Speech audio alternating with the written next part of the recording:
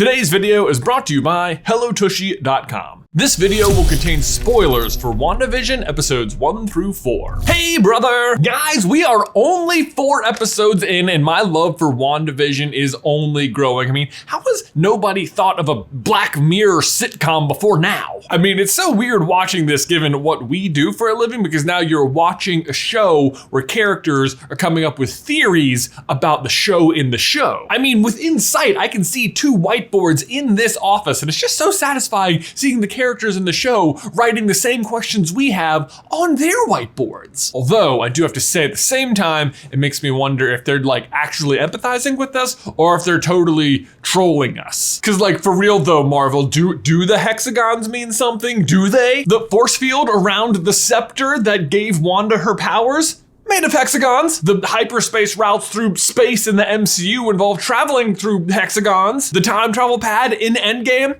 hexagon shaped? Or is it just that maybe high-tech hexagons are like a sci-fi trope? Huh. Oh look, they are. But what about the beekeeper? Is he involved? I mean, bees make hives made of hexagons. Is there some sort of bee-themed Marvel villain? Ah, yes, okay, see, Red Wasp. He has Ant-Man powers, and Jimmy Woo was in Ant-Man, right? And the color red seems important, but since he's normally a Spider-Man villain, or again, maybe they're just trolling us. Who knows? What I do know though is that despite Monica saying Wanda is the one behind everything, she is totally wrong. Or I guess maybe a better way to say it is not 100% correct. Either way though, it's a misdirect because the question isn't really who, it's why. Why is Wanda doing this? And today we find out.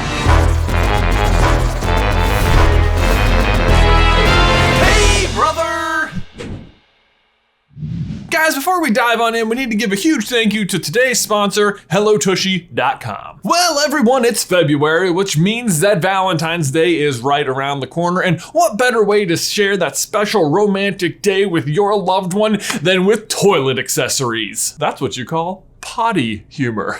Get it? Because it's a misdirect about toilets.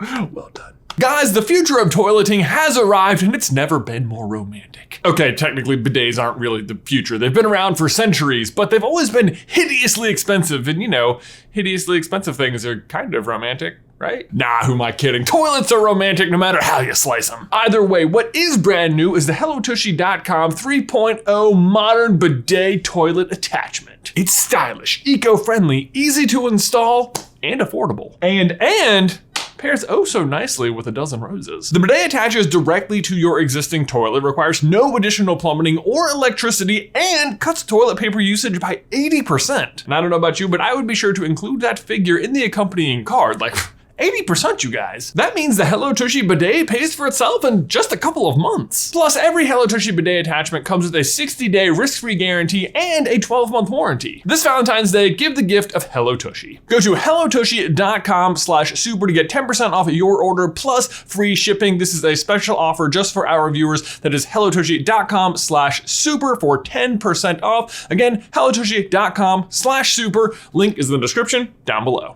Okay, so the question we were all asking before was, who is doing this to Wanda? Of course, when I say we, I mean Woo, as in Jimmy Woo, who as far as I'm concerned has got the greatest Marvel character arc of them all at this point.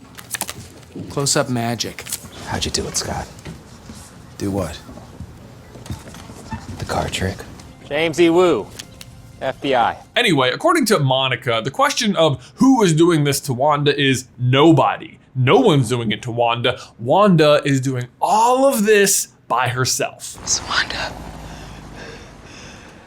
It's all Wanda. But do not fall for this. The very fact that you are getting what appears to be a straight answer in a show that is about nothing but mysteries is a dead giveaway that Monica is dead wrong. Or again, at least not 100% right. Because while Wanda may be in control of the reality inside the bubble, she is almost definitely working under the instruction or encouragement of someone much more nefarious. Now, who that is still remains a mystery, although although personally I'm still leaning towards Mephisto, aka the devil within the Marvel Universe. Now before I was looking at Agnes as possibly being Mephisto disguised within the reality itself, but it's looking more and more like Agnes is actually going to be a character called Agatha Harkness. I mean, Agnes is literally Agatha Harkness, Agnes.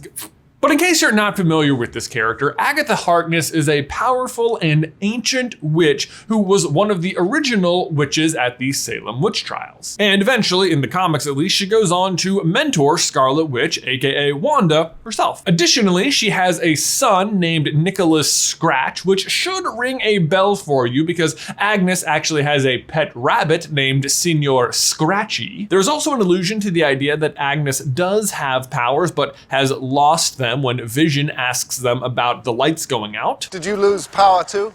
Oh, sure did. Also worth noting, I think, that on the sword whiteboard, they seem to have identified the real life identity of most of the characters within the show, but not Agnes, which is surprising because she's one of the more prominent characters on the show. Also curiously missing from that cast of characters is Agnes's husband, Ralph, who she has mentioned quite a few times at this point, but who we have still yet to see on screen. The only way Ralph would remember our anniversary is if there was a beer named June 2nd. June 2nd, you say, Agnes? Well, that's interesting because June 2nd, 1692 was the first meeting ever of the Salem witches. Getting back on track though, I think the reason we haven't seen Ralph yet is because this whole case starts out as a missing persons case, and he's the person who seems to be missing. So I think his disappearance has to do with all of this starting. But we're not even done there because the final nail in the coffin that pegs Agnes as Agatha is actually the beekeeper. Yeah, so you might have noticed that despite actually seeing the agent go into the sewers and crawl into the town,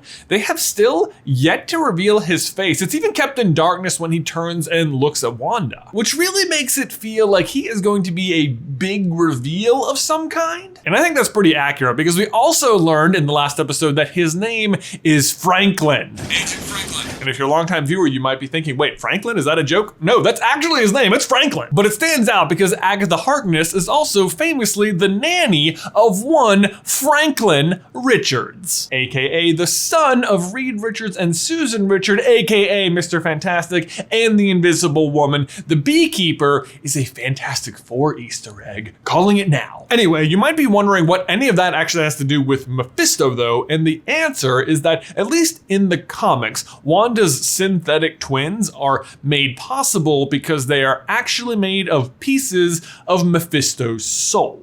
And Agatha is the one who then helps Wanda by erasing her memory of the children at all after they disappear. Which brings us to the question of, are Wanda's children real? I mean, at this point, it's pretty clear that all of the people in the town are under Wanda's influence, like real people who are having their realities altered to fit her narrative. However, the children are unique because they are created beings, like purely artificial, which then to me makes it sound like they are very much subject to just disappearing if the reality breaks. One way or another though, something is definitely up with the kids because, I mean, let's face it, Vision couldn't exactly impregnate Wanda because, you know, he's not a real human. Plus, you know, there was the whole they were born in like one day thing. So either they're just straight up figments of Wanda's imagination or else they are being allowed to live through some other nefarious means. Mephisto! Sorry. That said, the constant repetition of the phrase, for the children. For the children. For the children. The twins are clearly a huge part of why Wanda is even doing this to begin with, but dare I say, not the only reason she's doing it. The other big reason is Vision, or more specifically, to bring Vision back to life. Yeah, hold on to your creepy hats, folks. This is where things start to get dark. Or should I say, black and white. One big question asked by Darcy and Agent Wu, who are amazing on screen together, by the way, is why sitcoms and why are they advancing through the decades in this way? It can't be purely for my enjoyment, can it? Great questions indeed, and I I think we have the answers. You may recall that back during Infinity War, towards the end, there's one particular scene where Thanos kills Vision. It's a minor plot point. It like ends the life of half the people in the universe, whatever. What you might have missed though is that in that moment when Vision dies, he becomes, wait for it, black and white. And that, I think, is the reason WandaVision starts out in black and white. The point of the sitcom, of the reality bubble, or whatever you want to call it, is to bring Vision back to life somehow. And the reason she starts it in black and white is to conceal from everyone else in town that Vision actually is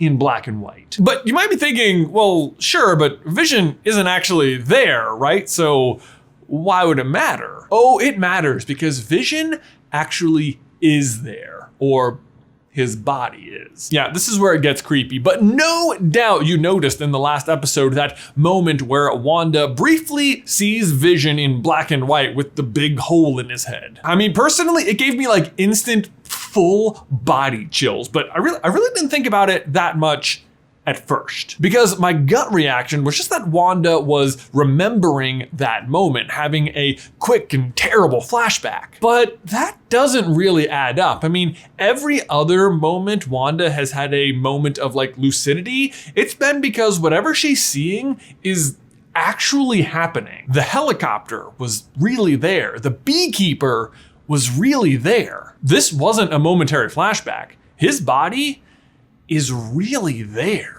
It's being puppeted around or reanimated by Wanda's powers in some super creepy way, but the reason it's there is because Wanda is trying to bring Vision back to life. And it would appear that thus far, she is succeeding. I mean, look how surprised she is at the end of the second episode when his face turns red. This is because until this point, she wasn't sure that whatever it is she's doing was going to work, but this looks like proof to her that, oh my gosh, actually it is working. And the more the reality plays out, the more real Vision becomes. You've probably noticed that they are advancing sitcom-wise like decades at a time. So if I had to guess, every time Vision becomes more real, they will advance further and further. And when they catch up to the present day, Vision will just be completely back. But it's not that simple. We got a taste of what I think is going to be the ultimate paradox of this situation in episode 4, when Vision starts to notice something is wrong. Vision is perhaps the most morally uncorruptible Avenger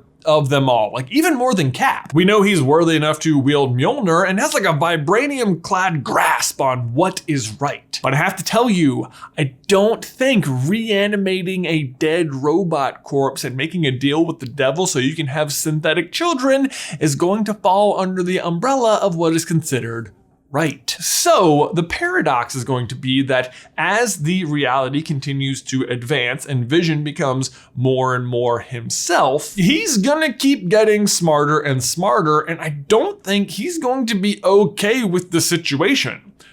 Or Wanda. And doesn't that just sound exactly like the kind of trap the devil would snare you in? Yes, you can have your husband back, but he will fundamentally disagree with the morality of bringing him back and resent you for it. But no, there isn't a reason to read the fine print. Sign here, please. Thanks. Have fun. It is a terribly unfortunate situation to be in, and it is, of course, so unfair that Wanda and Vision's time together got cut short. But as Vision himself so eloquently states, but a thing isn't beautiful because it lasts. Honestly though, despite this line of reasoning, it wouldn't surprise me if they still find a way to circumvent all of the fine print and bring Vision back anyway, just as like a less powerful version of himself. I mean, it's Marvel. Is anybody ever really dead? But there you go, you guys. That is why Wanda is doing this. Ben, my question for you and everyone else is, what do you think? Is Vision slowly becoming more and more alive? Is that actually his dead robotic body being moved around inside the bubble? Let me know your thoughts in the towel section down below. Also, hey, have you guys heard of this app? It's maybe not. It's called TikTok? Yeah, well, Ben and I discovered it recently and it's really great and fun, and we started a TikTok, and if you want to follow us there, I mean, we're having fun with it. We have a TikTok, it's right. You should go follow us there on TikTok. Thanks as always for watching today's video, guys. Don't forget to like if you haven't already, and subscribe so you don't miss any future Marvel action from us. Speaking of characters never being dead, you can check out this video to find out why Natasha is almost certainly still alive. But Ben, until next time, I will see you in another life.